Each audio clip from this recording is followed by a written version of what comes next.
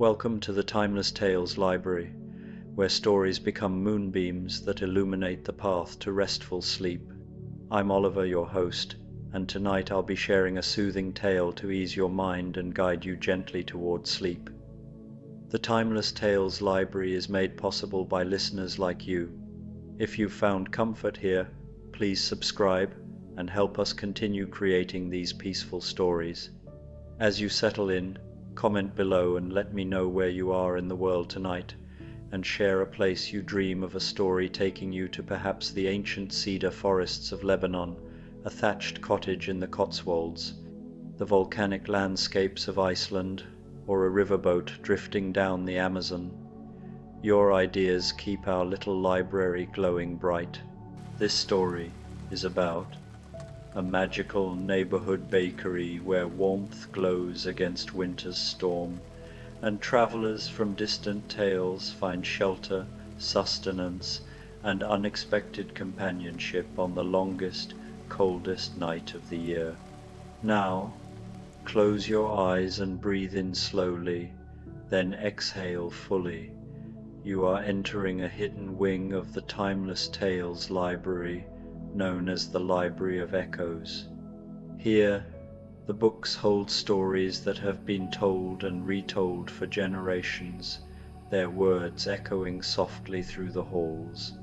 The air is filled with a sense of gentle familiarity, and the walls are lined with bookshelves carved from quiet, ancient wood. Feel your body settle into the comforting embrace of your bed, your own personal alcove in this hall of memory. Relax your shoulders, your jaw, and your hands. The echoes of the stories are like a soft hum, a gentle vibration that soothes your nervous system and lulls your mind into a state of deep calm. Listen closely. Let the comforting stories of the Library of Echoes wrap you in a warm blanket of peace and rest. The Coziest rainy Candlelit Cottage Bakery, a Christmas Bedtime Story for adults. The storm had been building all afternoon, clouds gathering like dark wool above the village, and by the time the first snowflakes began to mix with rain, the streets were empty save for the golden light spilling from one small window.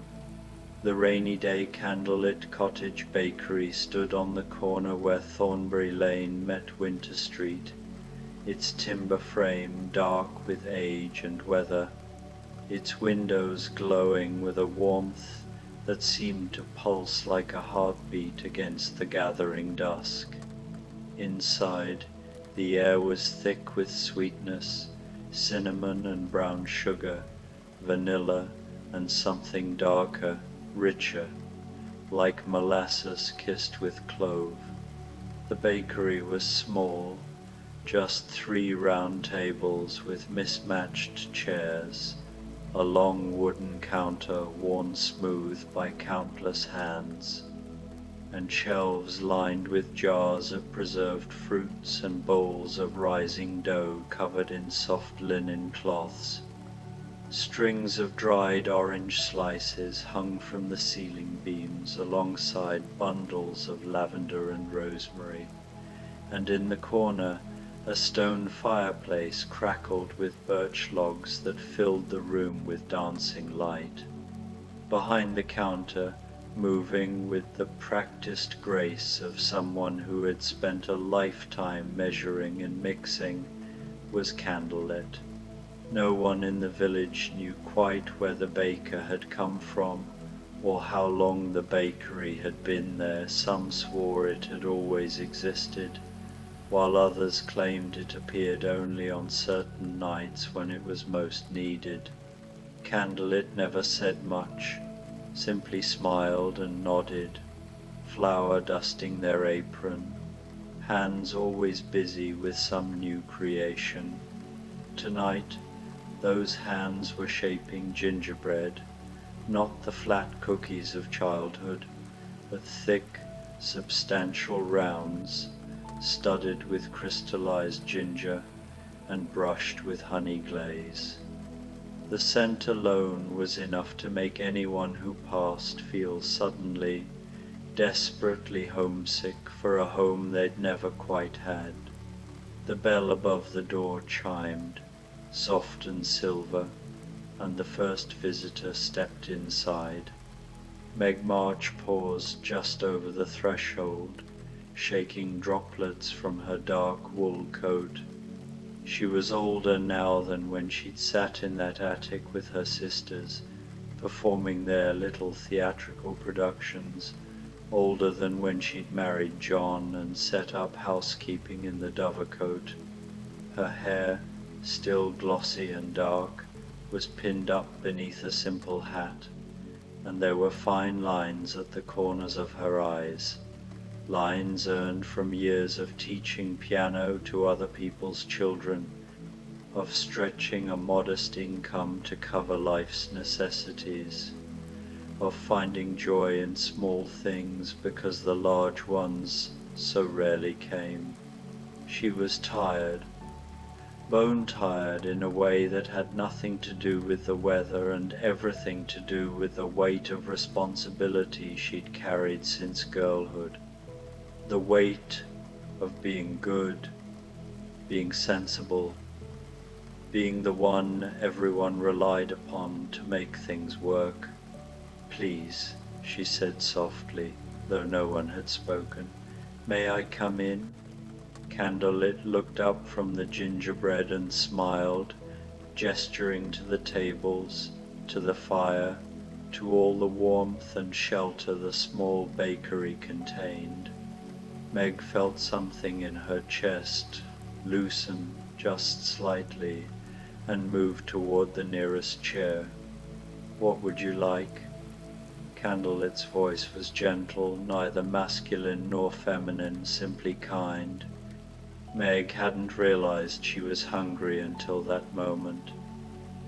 "I don't know," she admitted, setting her damp bag on the floor. "Something warm, something that tastes like Christmas should taste." Candlelit nodded as if this made perfect sense and turned back to the counter. Meg watched as the baker pulled a small crock from a shelf, measured out cream and milk, added a scraping of vanilla bean and a pinch of something that shimmered faintly in the firelight. Within minutes, a cup was placed before her, hot white chocolate, but not the cloying sweet drink of modern convenience. This was something older, richer, made with real chocolate shaved from a dark block, sweetened with honey and a touch of maple syrup, topped with softly whipped cream dusted with nutmeg. Beside it, still warm from the oven, was a slice of stolen, the German Christmas bread Meg remembered from a baker in Boston. But this version was somehow perfected, each bite yielding marzipan and candied citrus. The bread itself, tender and barely sweet, made for savoring slowly. "Oh," Meg breathed, and felt her eyes prick with unexpected tears. It was exactly right. It was exactly what some part of her had been craving for longer than she could name. She took a sip, feeling warmth spread through her chest, and for the first time in months, allowed herself to simply sit without thinking of what needed doing next. The bell chimed again. This time, the figure who entered was tall and weathered, with the rolling gait of someone more accustomed to deck than solid ground. Jim Hawkins was past 30 now. His boyhood adventure on Treasure Island, a memory that had shaped everything that followed. He'd gone back to sea, of course, how could he not, after having tasted that freedom, that wildness. But the years had taught him that adventure was a harsh mistress, and the treasure that mattered most couldn't be buried in a chest. He carried that knowledge in the set of his shoulders, in the grey threading through his sandy hair. His coat was good quality but old, mended carefully at the cuffs, and his boots were those of a working sailor, not a captain. "Forgive the intrusion," he said, his voice still carrying the trace of his West Country childhood. "I saw your light. The storm's getting worse." "Come in," Meg said before Candlelit could respond, surprising herself. "There's room." Jim nodded gratefully and took a seat at the table beside hers, not too close but near enough for companionship. Candlelit was already moving, pulling down a heavy mug, filling it with something dark and steaming from a pot that bubbled quietly on the stove. Mulled wine arrived at Jim's table, but not the sugary, over-spiced version sold at Christmas markets. This was deep and complex, made with a good red wine heated gently with cinnamon bark, star anise, cardamom pods, strips of orange peel studded with cloves, and just a touch of brandy to fortify it against the cold. With it came a thick wedge of what Candlelit called winter night cake, a dark, moist cake made with blackstrap molasses, strong coffee, and warming spices, topped with a simple glaze of whiskey and sugar that had hardened to a delicate shell. Jim wrapped both hands around the mug and breathed in deeply, closing his eyes. "Smells like Christmas in the ship's galley," he murmured, "when we were far from home, but the cook would do his best to make something special." "Were you at sea long?" Meg asked quietly, not wanting to intrude but feeling the peculiar intimacy that comes from sharing shelter during a storm. "Most of my life, one way or another." Jim took a long drink and sighed contentedly. "I'm land-bound now, though, working at a ship's chandlery. It's good, honest work." He paused. "But I miss it. The sea. I dream about it still." "I dream about the theatre," Meg said softly. "My sisters and I used to perform plays in our attic when we were girls. Such silly things, but I was happy then. Really happy, in a way I'm not sure I've been since." They sat in comfortable silence, two people who had learned that life rarely gave you the grand adventures or perfect joys you imagined in youth, but that there was something to be said for surviving anyway, for finding moments of peace where you could. The bell chimed a third time, and both looked up as a woman entered who seemed to carry lamplight with her. Scheherazade was still beautiful, she would always be beautiful, but it was a beauty tempered by exhaustion so profound it had settled into her bones. For 1001 nights she had told stories to save her life, weaving tales within tales, cliffhangers and mysteries, never-ending wonder to keep a king's interest, and a blade from her throat.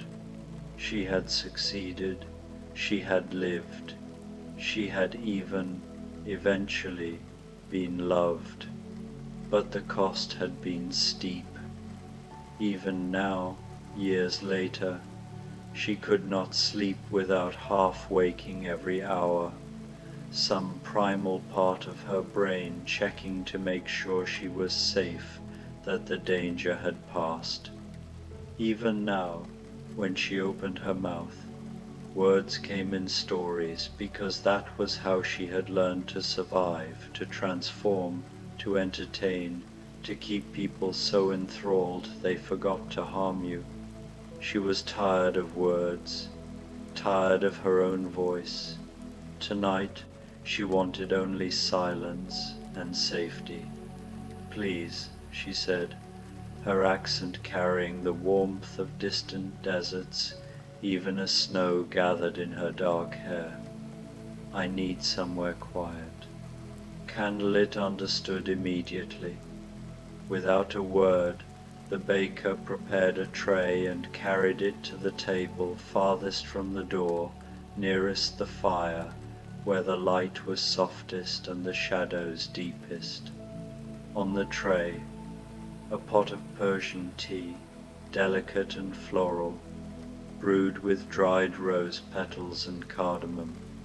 A small plate of baklava, but made with a lighter hand than usual, the filo pastry crisp as winter air, the honey and pistachios balanced perfectly so that each bite dissolved on the tongue like a sweet memory.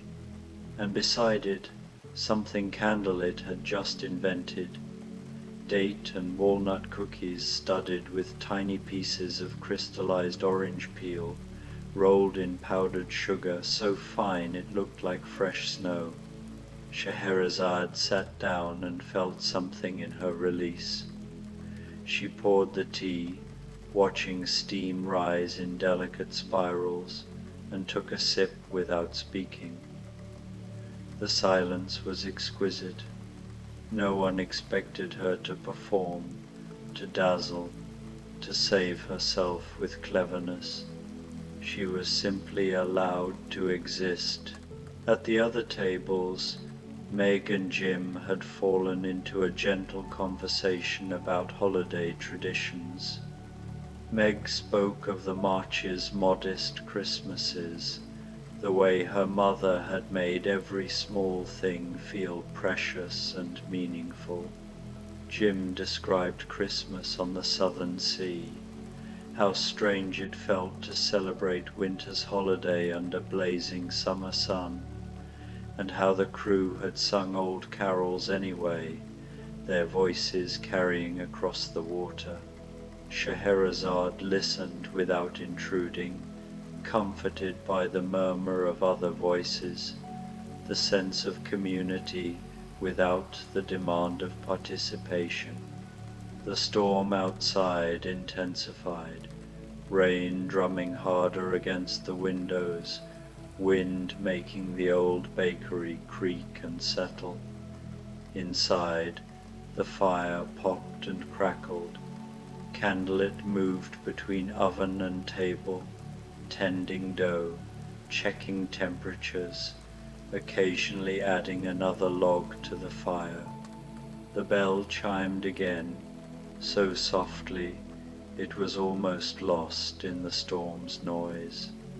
The woman who entered moved carefully, each step deliberate in a way that suggested walking was still something she thought about, still something that required conscious effort rather than instinct.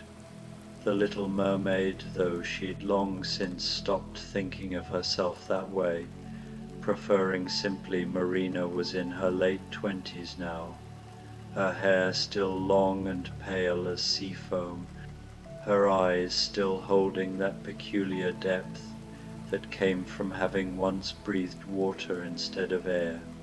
She had legs now, had earned them through love and sacrifice, but the fairy tale had gotten the ending wrong. The prince had married another, yes, and Marina had been given the choice: kill him and return to the sea, or die and become foam on the waves. But she had chosen a third path, simply to live, to walk away, to make a life on land, because she had paid too dearly for these legs to waste them on heartbreak. It had been harder than any story acknowledged, learning to speak again, finding work, building a life alone. But she had done it. She owned a small bookshop by the harbor now, lived in the room above it, and had learned that love came in many forms, not just the romantic passion that had once driven her to such desperate measures. Still, on nights like this, when the storm made the world feel liquid and uncertain, she missed the sea with an ache that threatened to pull her under. "I shouldn't be here," she said quietly, still standing by the door. "I should be home, but I couldn't bear to be alone tonight." "Then you're exactly where you should be," Meg said warmly, and the kindness in her voice, the uncomplicated, undemanding kindness, made Marina's throat tighten. She took a seat at Jim's table, and he nodded to her with the easy acceptance of someone who had seen enough strangeness in his life not to question a woman with sea-deep eyes seeking shelter from the storm. Candlelit brought her a bowl of something that steamed gently, winter-spiced pear soup, served warm with a dollop of creme fraiche and a sprinkle of candied hazelnuts. It was both familiar and strange, sweet and savory, comforting yet elegant. With it came a small loaf of what the baker called ocean bread, made with seaweed that had been dried and powdered, mixed with coarse salt and olive oil, creating something that tasted faintly of Marina's first home, without overwhelming her present one. She ate slowly, savoring each spoonful, and felt the ache in her chest ease slightly. The warmth of the bakery, the sound of gentle conversation, the smell of cinnamon and yeast, these things anchored her to the solid world, reminded her of what she'd gained even as she mourned what she'd lost. "That's quite a storm," Jim observed, glancing toward the windows where rain streamed down in sheets. "The winter solstice often brings turbulent weather," said a new voice from the doorway, and everyone turned. Ichabod Crane stood, dripping just inside the threshold, taller and gawkier than ever, his long nose red with cold. He was past 40 now, his hair thinning at the temples, his frame still all angles and awkward limbs. After his legendary flight from Sleepy Hollow, or was it an abduction, he'd never been quite sure he'd eventually settled in a small college town where he taught literature and history to students who found him odd but respected his genuine passion for learning. He was no longer quite so superstitious as he'd been in youth, though he still didn't care for dark roads or headless horsemen or pumpkins of any kind. But he'd grown more comfortable with his own strangeness, learned to laugh at himself, found contentment in books and scholarship rather than in the pursuit of wealthy heresies. "Do you mind?" he asked, gesturing vaguely at the room. "I was giving a guest lecture at the university across town, and the storm caught me on my way to the station. I saw your light. Please join us," Scheherazade said quietly, her first words since entering. Something about this nervous, bookish man reminded her of herself. Someone who had been frightened, who had survived, who still carried the memory of that fear but refused to let it define them. Ichabod settled gratefully at her table, carefully arranging his wet coat over a nearby chair. Candlelit appeared almost immediately with a tray bearing a pot of strong black tea with milk and sugar, and a plate of what could only be called scholar's sustenance. Thick slices of brown bread toasted until crisp, spread with cultured butter, and topped with thin slices of sharp cheddar and apple, drizzled with honey and sprinkled with coarse black pepper. Beside it, a generous square of gingerbread, the kind Candlelit had been making when Meg first arrived, still warm, with a small pot of lemon curd for spreading. "Oh my," Ichabod breathed, adjusting his spectacles to better see the feast before him. "This is extraordinarily kind." He took a bite of the bread and apple combination and made a sound of pure satisfaction. "You know," he said to Scheherazade, "I've read some of your stories. In translation, of course. I teach a course on narrative structures, and we always spend several weeks on the 1001 Nights. The frame narrative alone is a masterwork." Scheherazade smiled a real smile, not the practiced one she used for strangers. "It's strange to hear them called stories. When I was living them, they were simply survival. All the best stories are," Ichabod said seriously. "We tell tales to make sense of chaos, to find meaning in terror, to remind ourselves that we've survived before and can survive again." They fell into an easy discussion of narrative and memory, of the difference between the story and the living of it. At the next table, Marina was telling Jim about her bookshop, how she specialized in maritime literature and had just acquired a first edition of 2 years before the mast. Jim's face lit up. He knew that book, had read it on his first long voyage. Meg sat quietly, listening to the conversations around her, feeling something inside her chest that she eventually recognized as happiness. Not the desperate, grasping happiness of youth, not the conditional happiness that depended on everything going right, just the simple contentment of being warm and fed and in good company while the storm raged outside.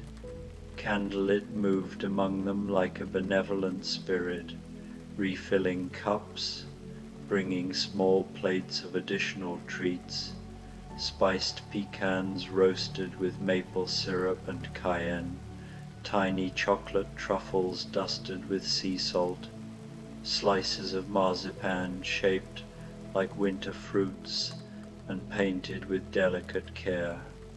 "I have a confession," Marina said suddenly, looking around at the group. "When I came in tonight, I felt so lonely I could barely stand it.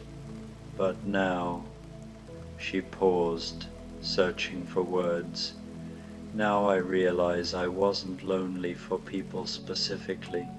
I was lonely for this, for warmth and kindness and the sense that others understand what it means to keep going even when things don't turn out the way you planned." "Yes," Meg said softly, "exactly that. I spent years chasing treasure," Jim added quietly. "Real treasure, the kind that glitters. But sitting here, with this cake and this wine and you all, this feels more valuable than anything I ever found buried in the sand." Ichabod nodded thoughtfully. "There's a German word, Gemütlichkeit. It doesn't translate perfectly, but it means something like coziness, warmth, good cheer, the sense of belonging and social acceptance.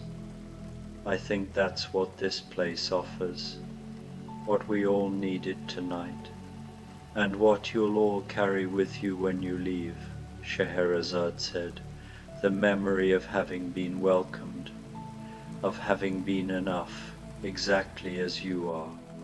Outside, the storm was beginning to ease. The drumming rain softened to a gentle patter. The wind's howl became a murmur. Snow continued to fall, but lightly now, individual flakes visible against the dark window glass.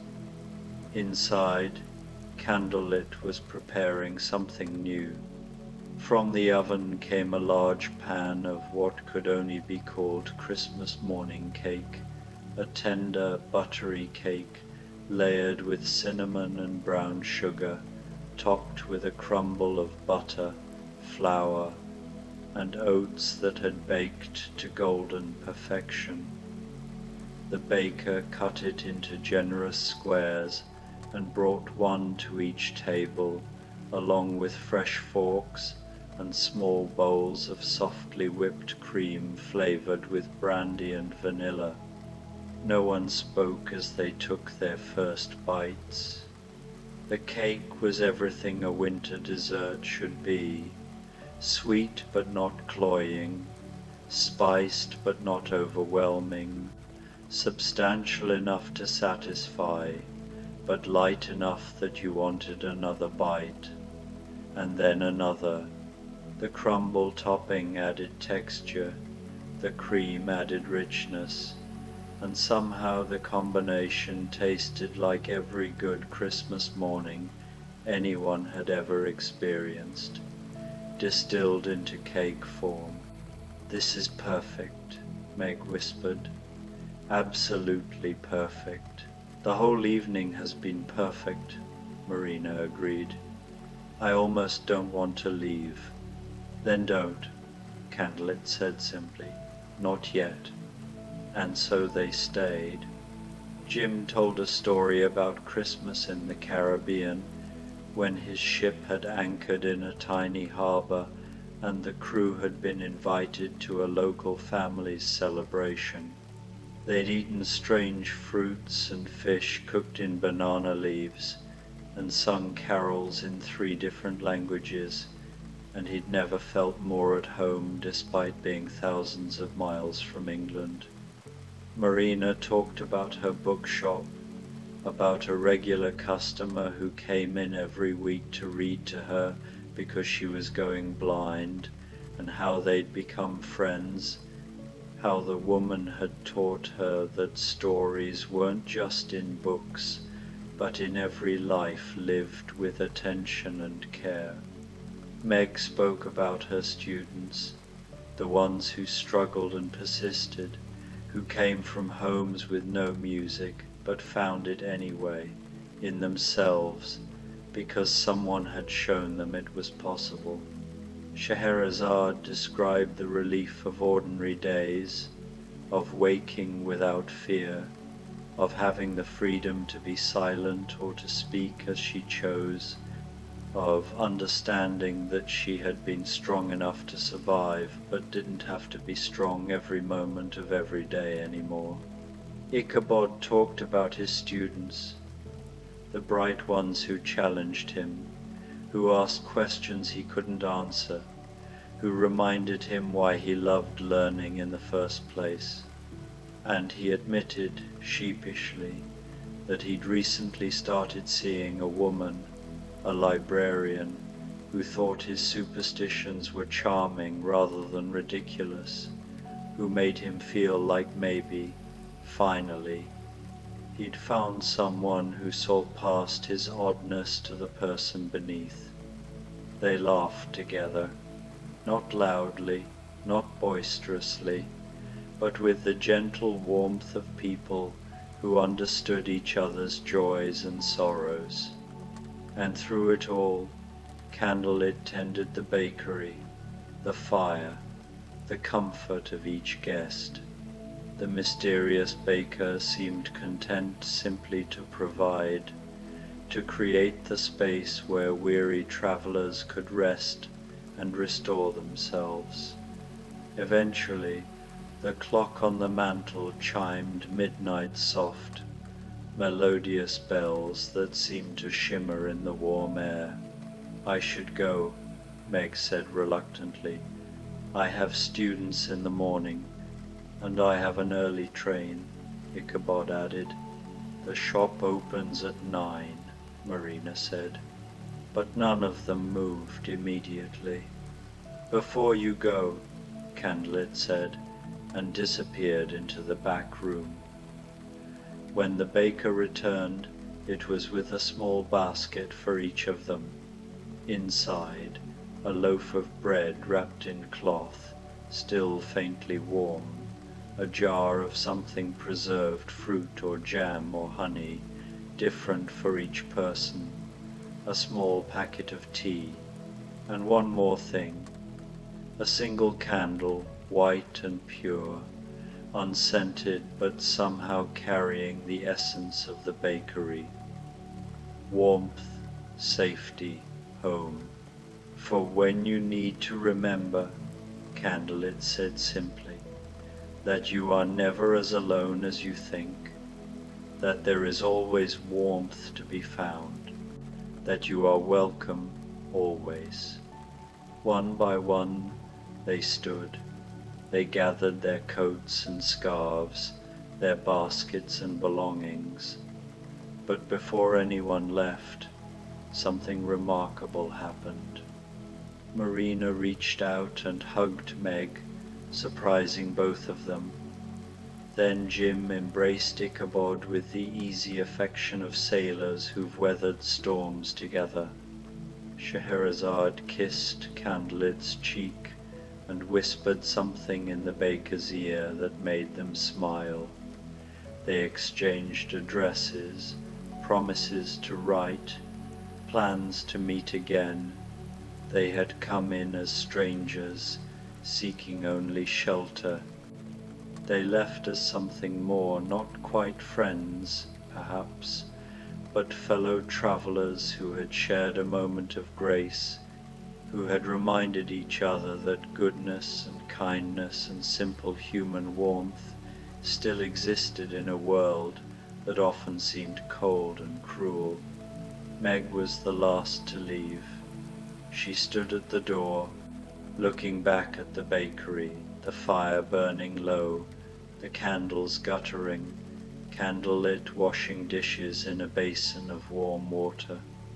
"Thank you," she said, "for everything, for making this exactly what I needed." Candlelit looked up and smiled. "This place exists for people like you, for all of you, for anyone who needs reminding that they are valued and welcomed and enough. Will you be here if I come back?" "The bakery is always here," Candlelit said gently. "When you need it, you'll find it." And Meg understood. This wasn't about a physical location that could be mapped and memorized. This was about a space that existed in the heart of the world, a refuge that appeared when needed most, when the storms of life grew too fierce, and the cold too bitter, and the loneliness too profound. She nodded, pulled her coat tight against the cold, and stepped out into the night. The storm had passed completely now. The streets were blanketed in fresh snow that glittered under street lamps like diamonds scattered by a generous hand. The air was crisp and clean, smelling of winter and new beginnings. Above, between breaks in the clouds, stars appeared bright, eternal, constant. "I should go," Meg said reluctantly. "I have students in the morning, and I have an early train," Ichabod added. "The shop opens at 9, Marina said, but none of them moved immediately. "Before you go," Candlelit said, and disappeared into the back room. When the baker returned, it was with a small basket for each of them. Inside, a loaf of bread wrapped in cloth, still faintly warm, a jar of something preserved fruit or jam or honey, different for each person, a small packet of tea, and one more thing, a single candle, white and pure, unscented, but somehow carrying the essence of the bakery, warmth, safety, home. For when you need to remember, Candlelit said simply, that you are never as alone as you think, that there is always warmth to be found, that you are welcome always. One by one they stood. They gathered their coats and scarves, their baskets and belongings. But before anyone left, something remarkable happened. Marina reached out and hugged Meg, surprising both of them. Then Jim embraced Ichabod with the easy affection of sailors who've weathered storms together. Scheherazade kissed Candlelight's cheek and whispered something in the baker's ear that made them smile. They exchanged addresses, promises to write, plans to meet again. They had come in as strangers, seeking only shelter. They left as something more, not quite friends, perhaps, but fellow travelers who had shared a moment of grace, who had reminded each other that goodness and kindness and simple human warmth still existed in a world that often seemed cold and cruel. Meg was the last to leave. She stood at the door, looking back at the bakery, the fire burning low, the candles guttering, Candlelit washing dishes in a basin of warm water. "Thank you," she said, "for everything, for making this exactly what I needed." Candlelit looked up and smiled. "This place exists for people like you, for all of you, for anyone who needs reminding that they are valued and welcomed and enough. Will you be here if I come back?" "The bakery is always here," Candlelit said gently.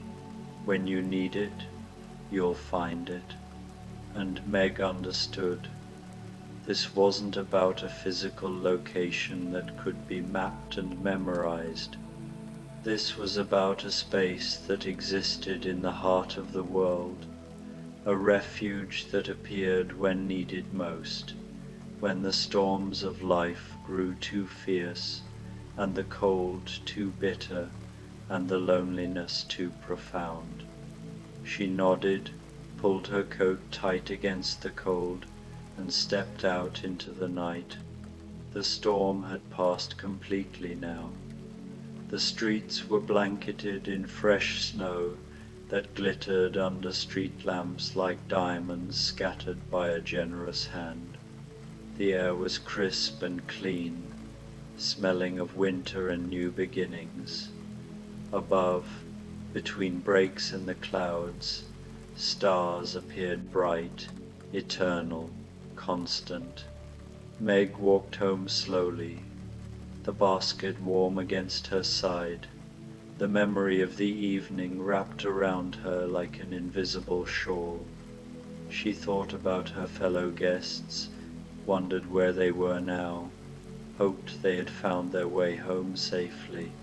Behind her, the bakery's light still glowed, warm and golden, a beacon in the darkness.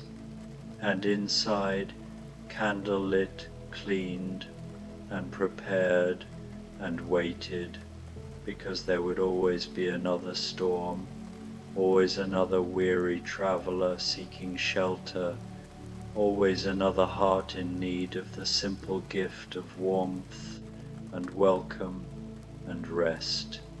The candle Meg carried in her basket flickered gently in the cold air, and she found herself smiling. Tomorrow would bring its challenges, its disappointments, its ordinary struggles. But tonight she had been reminded of something essential, that there was goodness in the world, that strangers could become companions, that a simple bakery could be a sanctuary, and that even the longest, darkest winter nights eventually gave way to morning. She would light that candle tomorrow evening, and every evening after, when she needed to remember this feeling, this peace, this contentment, this sense of being exactly where she was meant to be, exactly who she was meant to be. And somewhere in the distance bells began to ring, church bells, marking the hour but also marking something more, the deep magic of connection, of kindness given and received, of the human need for warmth and shelter met with grace and generosity.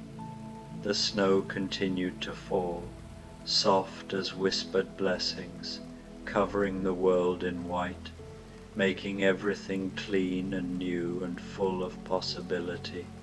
And in the rainy day, Candlelit Cottage bakery, the fire burned low, the candles flickered, and Candlelit hummed an old tune while preparing dough for tomorrow's bread, because there would always be tomorrow, always be those who needed feeding, always be storms to shelter from and warmth to offer. Always, always, the bakery would be there, waiting with open doors and gentle light, ready to remind weary souls that they were not alone, that they were welcomed, that they were home.